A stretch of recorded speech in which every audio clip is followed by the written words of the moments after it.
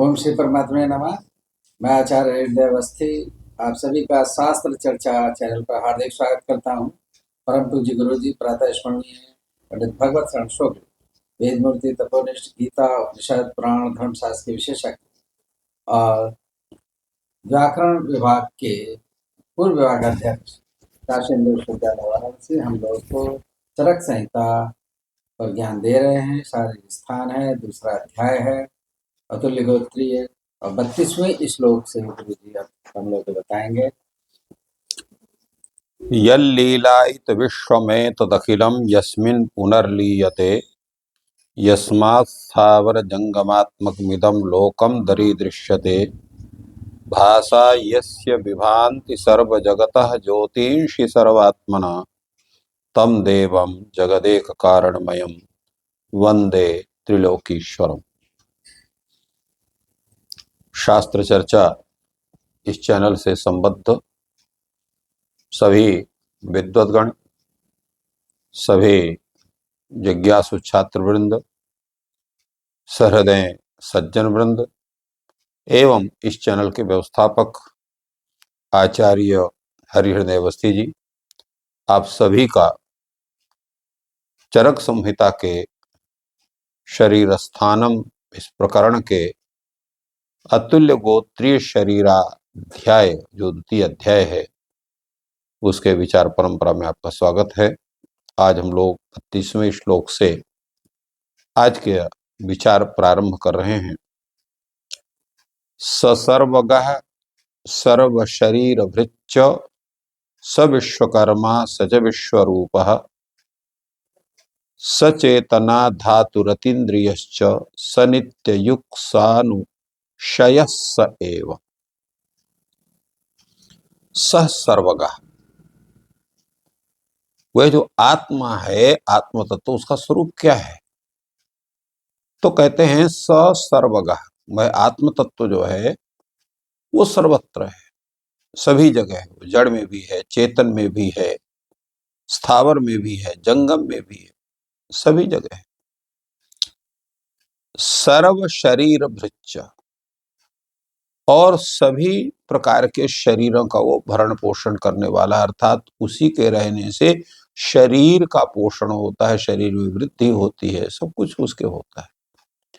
स विश्वकर्मा, वही आत्म तत्व ही है जो संपूर्ण विश्व के कार्यों का संपादन करता है। यह स्वयं विश्व का कार्य है। सच विश्व रूप, और वह विश्व रूप है अर्थात व्यापक। सचेतना धातु, और वह जो है कैसा है? संज्ञा प्रदान करने में मूल कारण है उसका। और अतीन्द्रियश्च, हम उसको किसी भी इंद्रिय से उसका ज्ञान नहीं कर सकते हैं, न चक्षुर इंद्रियों से, न कर्ण इंद्रिय से, न स्पर्श इंद्रिय, किसी इंद्रिय से उसका ज्ञान नहीं कर सकते। अतीन्द्रिय अर्थात इंद्रियों से जिसका ग्रहण नहीं किया जा सकता है। और कैसा है? सनित्य युक्त, वह मन आदि ज्ञानेन्द्रियों से सदैव युक्त रहता है। सानुशयस्स एव, और वह जो क्या है? सानुशय ही है। तो सानुशय का मतलब क्या हुआ? कि राग द्वेष आदि से युक्त है। राग द्वेष आदि अर्थात सभी उसके में उनका स्वरूप होता है। जैसे हमने बतलाया था पूर्व में कि आत्म तत्व को दो शब्दों से जाना जाता है अवस्था भेद से। एक होता है वह आत्म तत्व जो अनुपहित है, अर्थात वह जो है बुद्धि एवं अहंकार, पंच तन्मात्रा, पंच कर्मेंद्रिय, पांच ज्ञानेन्द्रिय, मन इत्यादि से वो युक्त नहीं है, तो वो निरवच्छिन्न आत्म तत्व है।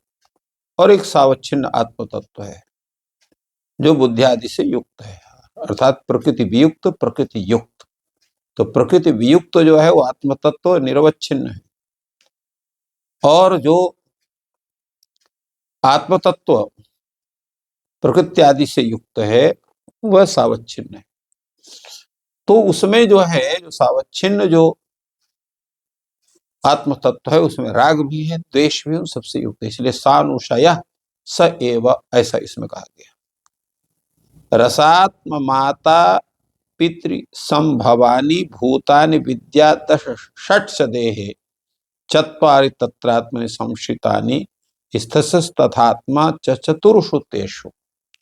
अभी इसकी पूरी व्याख्या हो रही है कि रसात्म माता पितृ संभवानि, यह जो आत्म तत्व है और उससे संबद्ध जो उसका देह है, तो उसमें क्या है, तो उसमें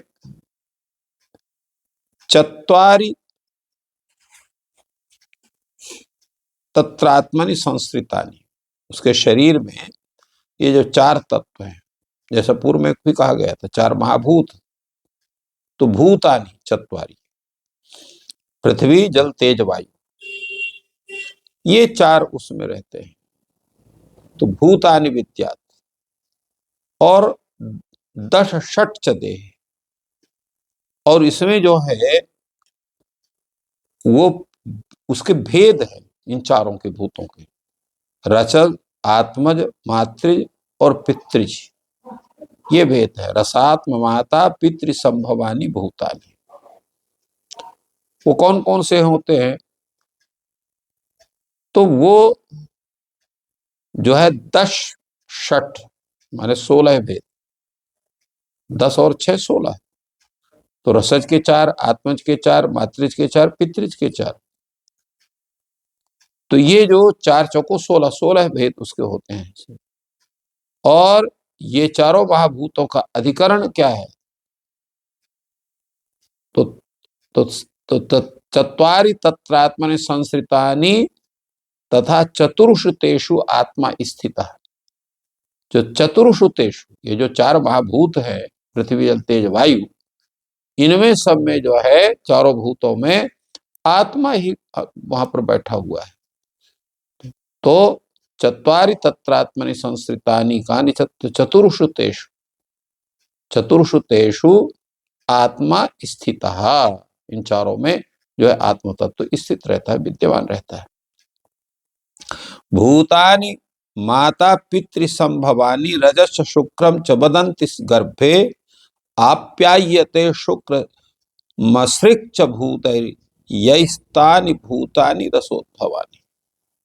अभी जो गर्भ में जो चार महाभूतों का स्थिति बनती है, तो उसमें कैसे बनती है, भूता माता पितृ संभवानि भूतानि, तो गर्भे रजश्च शुक्रम च माता पितृ संभवानि भूतानि वदन्ति, अर्थात गर्भ में जो मातृजन्य पितृजन्य जो चार महाभूत हैं, उन चार महाभूतों को क्या कहते हैं, रजस शुक्रम च वदन्ति।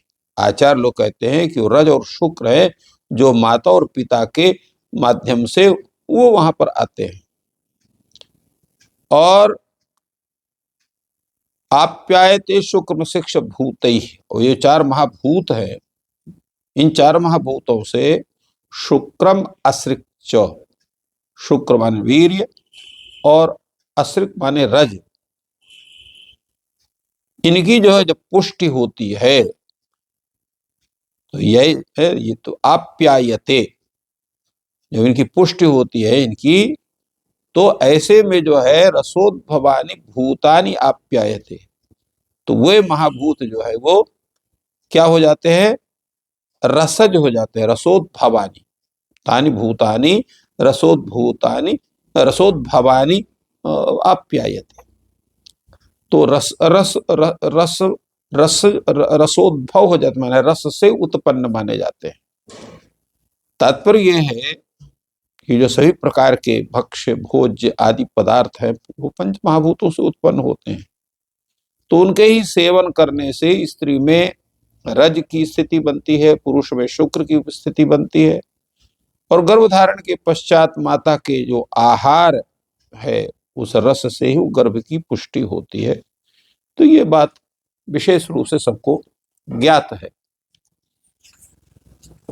और इसके पश्चात आचार्य आत्रेय कहते हैं, भूतानि चत्वारि च कर्मजानि यान्यात्मलीनानि विशन्ति गर्भम सबीज धर्मा ह्यपरापराणि देहांतराण्यात्मनि याति याति।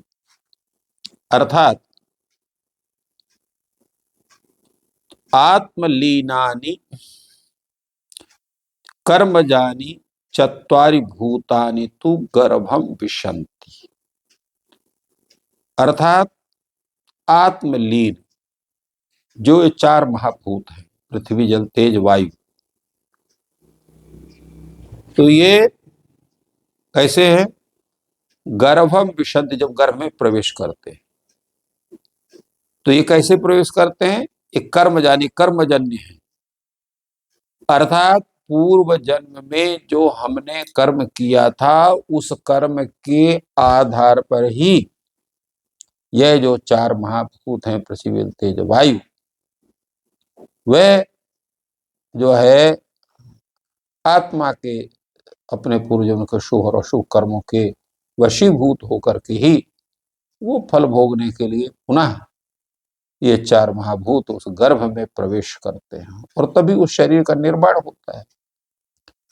सबीज धर्मा ह्यपरा पराणी, वह जो बीज धर्म है, अर्थात वो बीज के माध्यम से जो बालक में स्वभाव की स्थिति बनती है और उसके जो अन्य उसके शरीर के जो अवयव हैं वो जब बनते हैं तो उसमें फिर जो है जिसको हम लोग कहते हैं भोग शरीर या आत्मा, जो उसको सूक्ष्म शरीर, तो सूक्ष्म शरीर मन आदि से युक्त होकर के जो आत्म तत्व है वो जाकर के वो पंच महाभूत के शरीर में प्रवेश करता है और उसके साथ जो है जो देवतादि के शरीर है उनमें अथवा अन्य जो है मनुष्य पशु पक्षी पर्वत आदि के जो शरीर में है तो उसमें शरीरों में शरीरांतर प्रयुक्त, देहांतराणी आत्मनि याति याति, अन्य शरीरों में जाता है।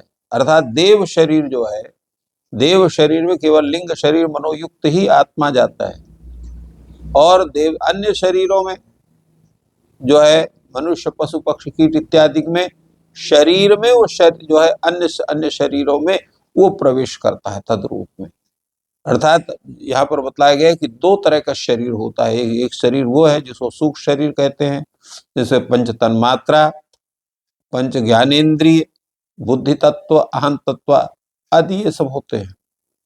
वो एक जो मुख्य शरीर है और वही शरीर जो है आठ तत्व को मिला करके वो लिंग शरीर को कहते हैं। वो जाकर के गर्भ में मनुष्य पशु पशु पक्षी कीट पतंग आदि के शरीर में जाकर के प्रवेश करता है। तो इस तरह से एक बहुत ही दार्शनिक विवेचन भी इसमें आत्म तत्व के विषय में इस शास्त्र में किया गया।